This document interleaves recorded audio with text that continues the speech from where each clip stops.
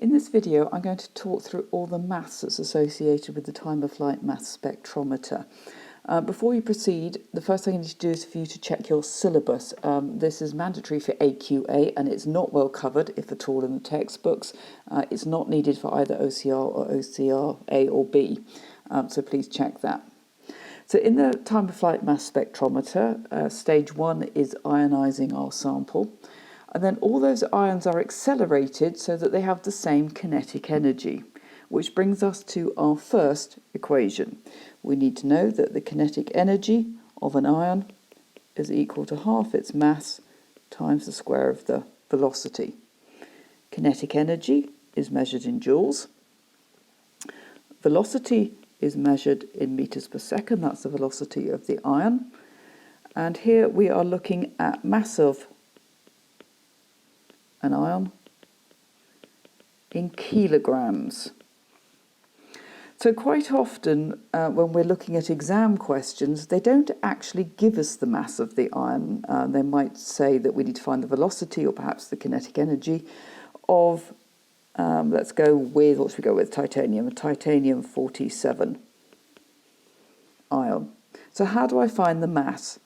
Well, the first thing to appreciate is that the molar mass of an ion is essentially that. It is the mass of 1 mole in grams per mole. So it's quite straightforward to convert that into the mass for one titanium ion, because all I need to do is divide it by Avogadro's number.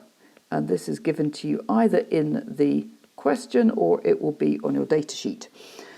So if I want to find the mass of one titanium ion, it's going to be the mass of a mole divided by the number of things in that mole, hence Avogadro's number. That will give me my answer in grams.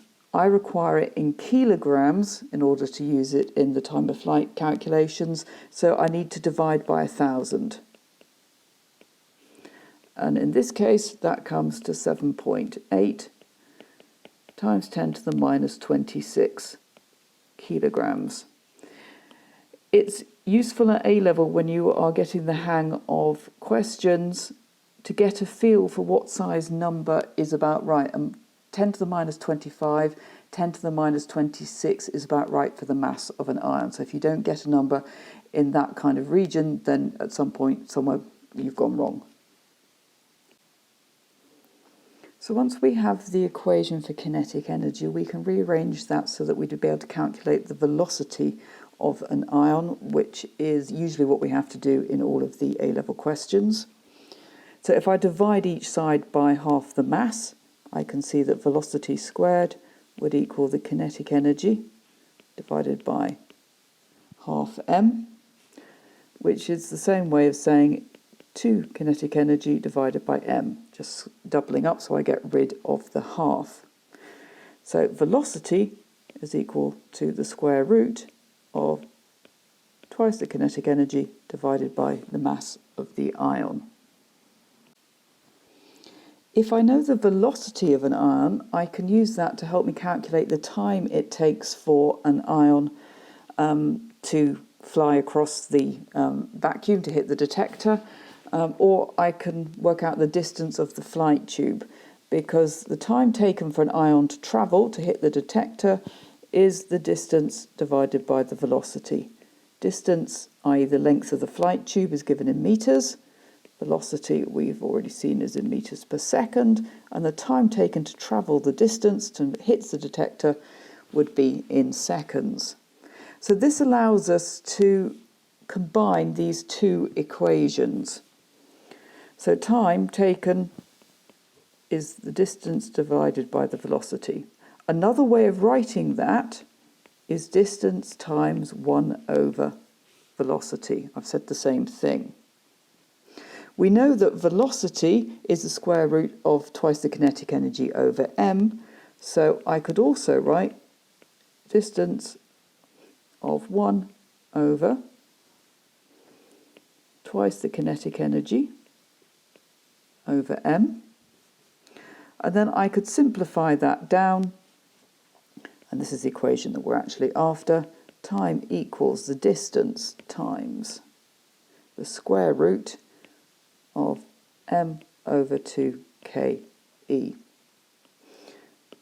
This is the equation that we are going to need in almost all of our A-level questions, and they usually give you this equation in some form or other, but it's not actually always that useful.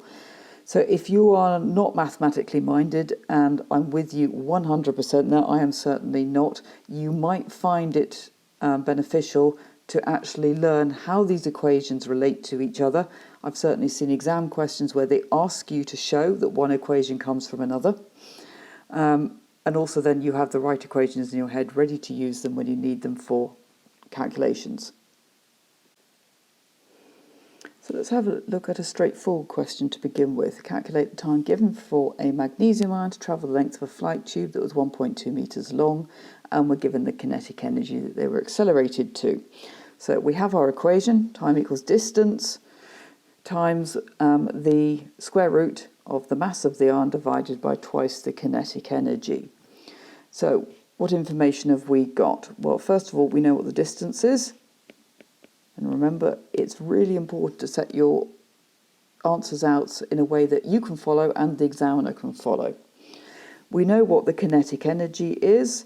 It is 1 times 10 to the minus 16, so it's going to be 2 lots of 1.0 times 10 to the minus 16. And then the mass we're going to have to figure out. So we know that the mass of 1 mole of magnesium ions is 24 grams. So we can divide that by Avogadro's number. And then we are going to divide by 1,000 or multiply by 10 to the minus 3 to turn it into kilograms. And when you put that little bit into your calculator, it should come out at 6.476 times 10 to the minus 26 kilograms. So we now have the 3 pieces of information we need to put into our calculation, plug it all in. So time works out at 1.2, which is the distance, multiplied by 1.4116 times 10 to the minus 5. So that's the square root of m divided by twice the kinetic energy. And my answer comes out to 1.69 times 10 to the minus 5 seconds.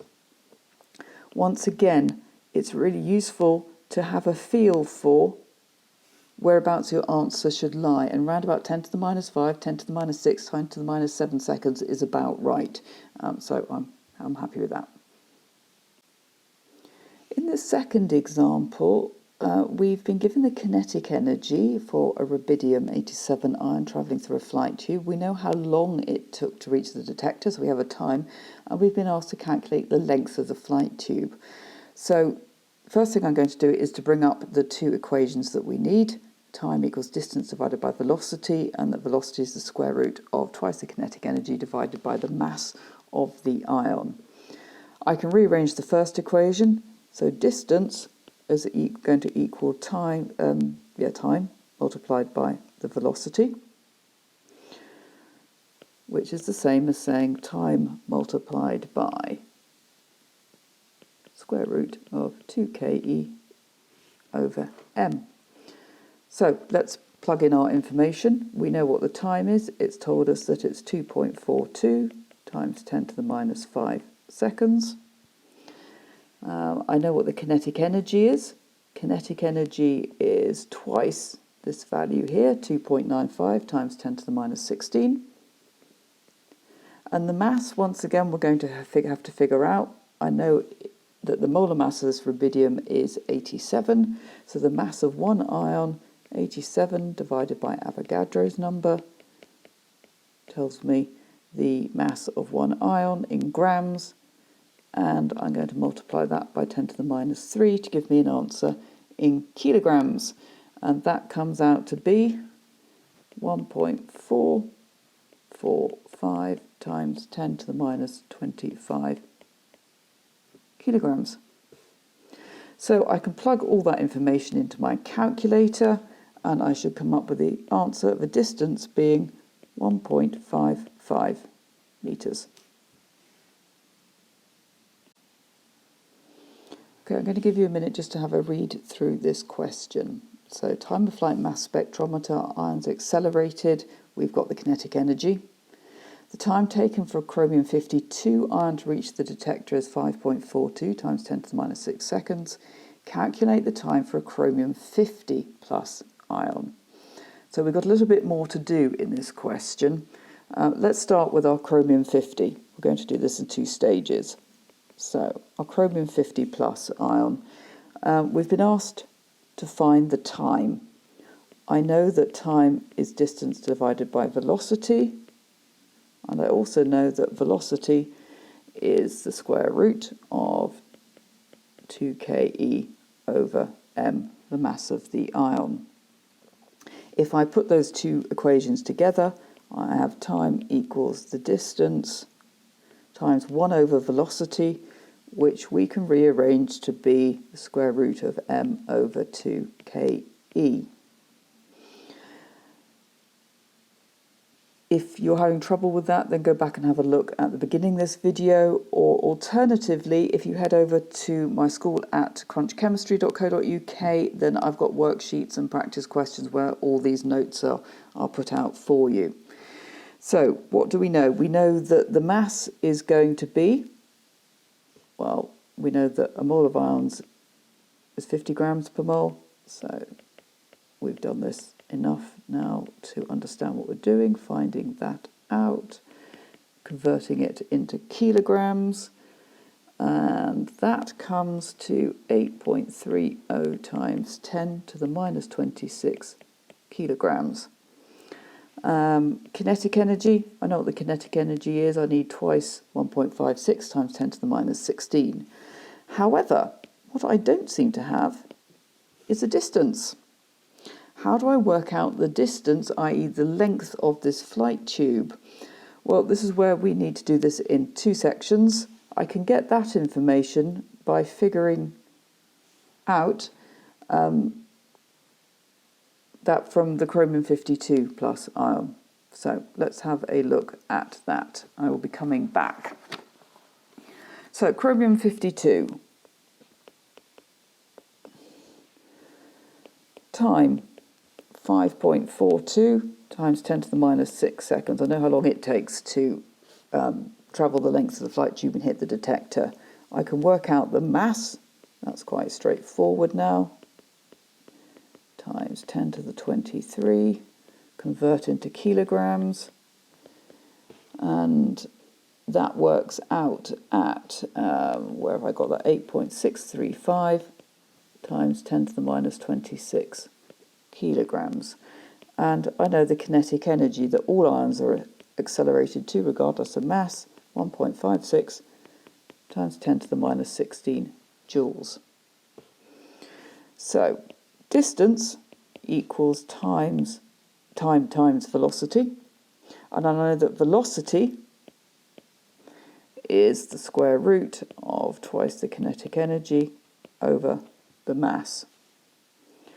So that is going to equate to time 5.42 times 10 to the minus 6 multiplied by, and this is where it really helps if you set things out in a way that makes sense to you and the examiner.